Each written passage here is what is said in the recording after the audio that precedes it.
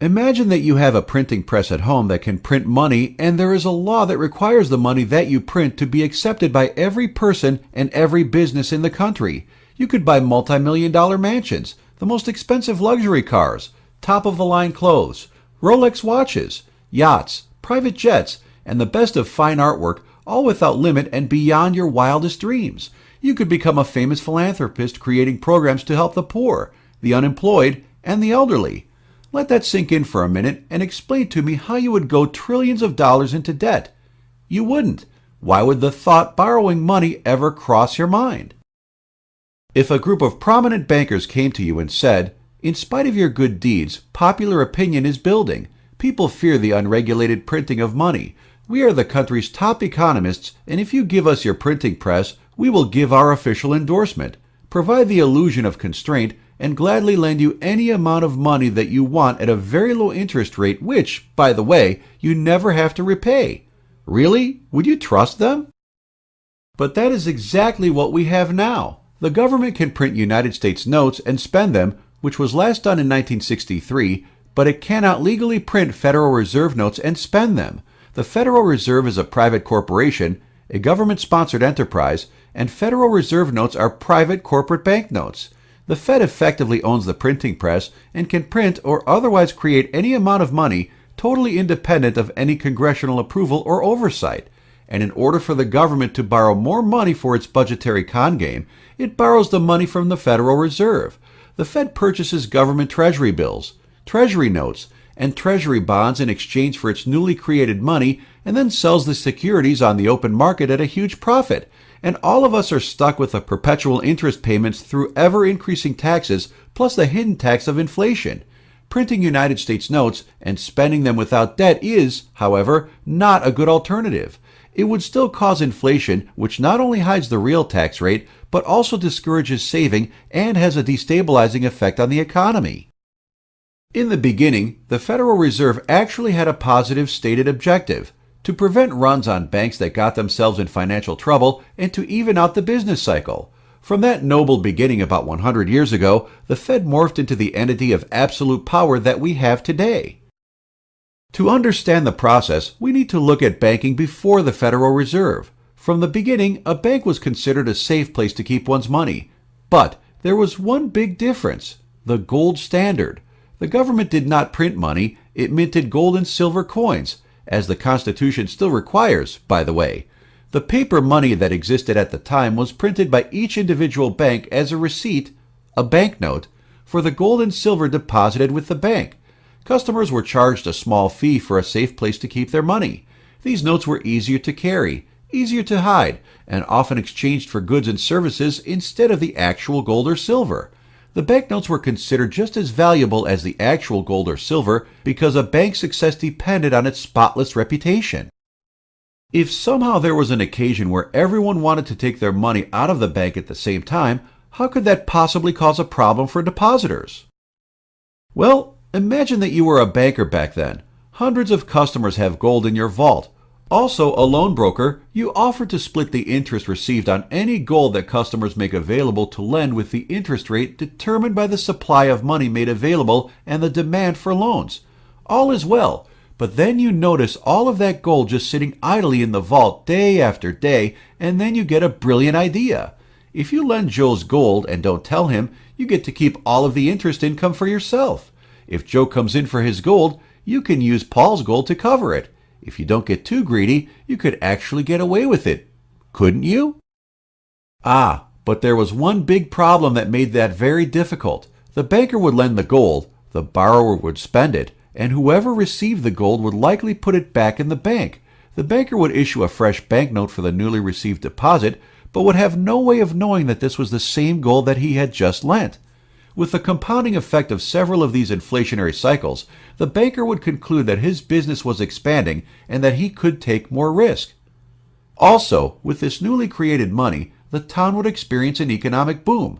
However, all artificial booms eventually end, and the resulting downturn in the economy would make people nervous and want the security of real gold, often triggering a run on the bank. With banknotes issued well in excess of deposits, the bank would fail and many people would lose all of their money. Instead of passing laws against the misappropriation of depositors' funds and the making of fraudulent loans, the individual state governments, completely ignoring the compounding effect, passed laws to regulate the process by enforcing a reserve requirement, a percentage of the deposits that could not be lent. But, because of either incompetence or corruption, the reserve requirement averaged a very low 15%. This is the origin of the fractional reserve system, legalized fraud, which is the foundation of our present banking system. As a result, there were many boom and bust cycles accompanied by bank failures that were falsely blamed on the business cycle. The Federal Reserve to the rescue! To put an end to bank failures, the Fed was given the power to create money and make loans to banks to make up for the shortfall if too many customers wanted to withdraw their money at the same time. They called it providing liquidity. Since the Federal Reserve was considered part of the United States government, runs on the banks were prevented by giving depositors a false sense of security in the banking system. Both the Federal Reserve Act and, by no coincidence in my opinion, the 16th Amendment were passed in the same year, 1913. The Federal Reserve Act established a central bank to make loans not only to banks, but especially to the federal government, and the 16th Amendment, authorizing a federal income tax, provided the collateral for those government loans. The full faith and credit of the U.S. taxpayer, enforced by the absolute power of the IRS, guaranteed the loans. However, with the gold standard, the amount of banknotes circulating in excess of the gold deposits could only go so far. If the reserve requirement was 15%, the amount of banknotes could only increase to about 6 times the amount of gold deposited. The bankers' profits and the resulting inflation would end. This is an absolute mathematical limit, unless the gold standard could be eliminated.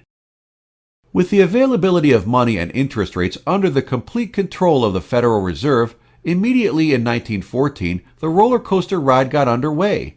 Government borrowing from the Fed starting in 1914 to finance World War I increased the money supply 70%, causing inflation.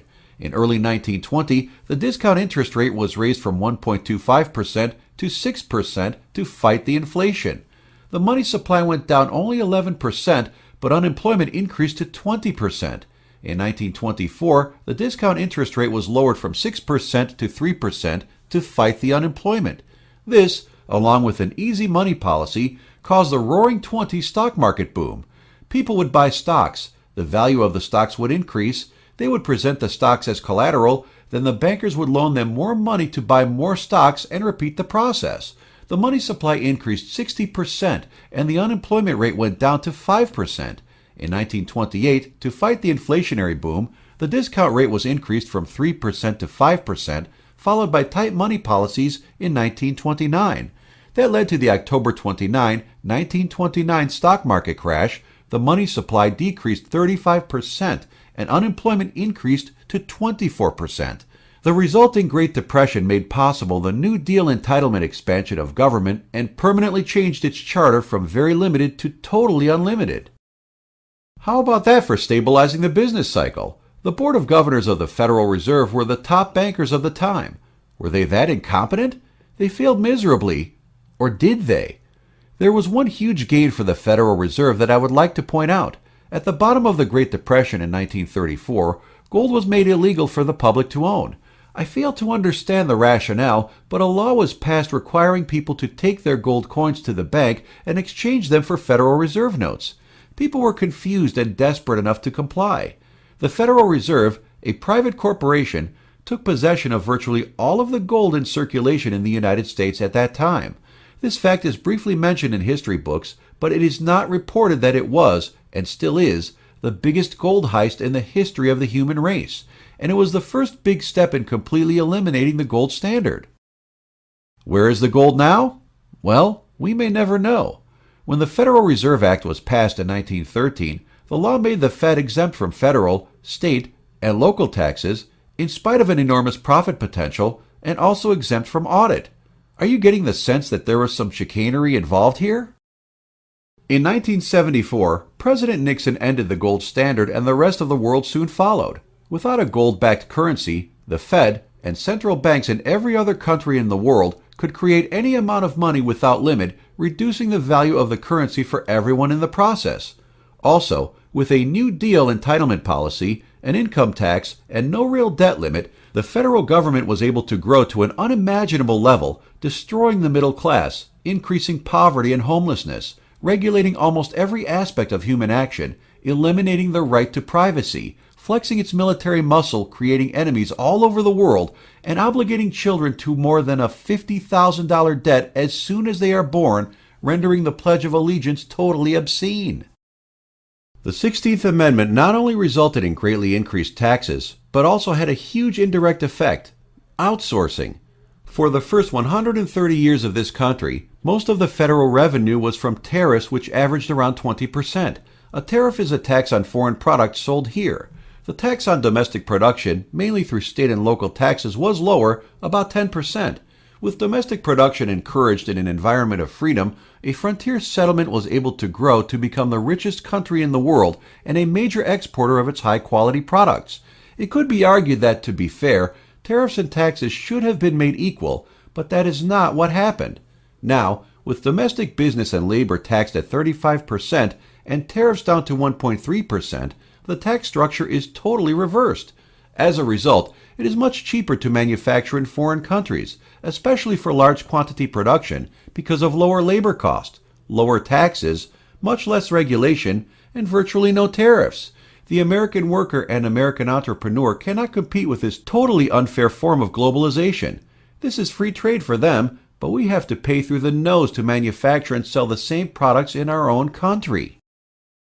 In addition, with an unlimited amount of money made available for loans and with savings steadily devalued by inflation, one who wants to save money to buy a house, car, or industrial equipment, as used to be the norm, is now at a total disadvantage compared to one who borrows the money and makes the payments. As a result, the entire economy runs on debt. People are given the illusion of ownership of high-ticket items only if the banker makes the loan and gets his cut. And, due to the long-term effects of inflation, saving for retirement is only possible by investing the money saved, which puts it at risk and allows Wall Street and the bankers to determine how much you will win or how much you will lose. That gets us to the absurd economy that we have now. The Federal Reserve effectively owns the printing press, prints money, and makes a huge tax-free profit for every dollar that they print, which includes the $17 trillion in national debt, interest on all of the money lent since 1913, plus all of the other money created and lent into circulation here and all over the world. Without an independent audit, the exact total can only be estimated to be at least $30 trillion. That is $300 billion per year, on the average, each year for past 100 years. With that level of pilfering, the loss of high-volume manufacturing jobs, multiple boom and bust cycles, high public and private debt, high taxes, high inflation, and a balance of trade deficit for the past 40 years, no economy could be expected to do well. It's a miracle that it has made it this far without total collapse. The middle class has been completely destroyed. Up to 1972, the income distribution was a bell curve, a natural distribution showing a strong middle class with a minority of poor and few rich. But slowly since then, the middle class has disappeared. The income distribution, even in 2005, at the peak of the real estate boom, before the 2008 crash, is nothing like a bell curve. It shows more households at or near the poverty level than any other income level. Homelessness, once rare, is now commonplace. With government spending dominating the economy, the connected minority get richer with government jobs, government contracts, or government bailouts, while the middle class is being pushed closer and closer to the poverty level.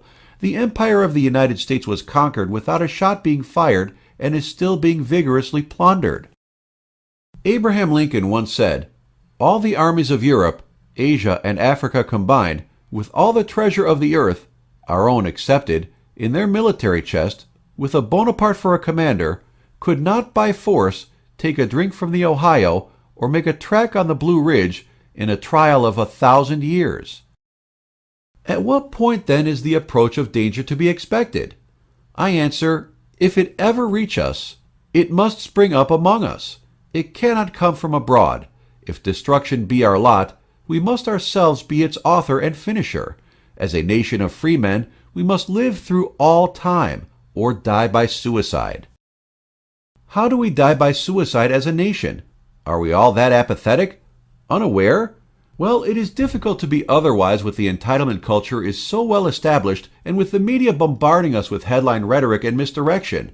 This is the richest country in the world. This is a democracy. Your vote counts. Support our troops who fight the unending battles for your freedom. Every other country is worse off. If you just work harder, you can still achieve the American dream. Cuts in social programs would spell disaster. Income equality, tax the rich. The problem is corporate greed. Automation, illegal immigration, the minimum wage, the Chinese, the Republicans, the Democrats, the Tea Party. The media is biased and has control of the narrative, but the internet can counter the popular media. To put an end to this insidious form of economic enslavement here, and in virtually every other country in the world, the artificial economy of the central bankers, by the central bankers, and for the central bankers must be replaced by a natural economy.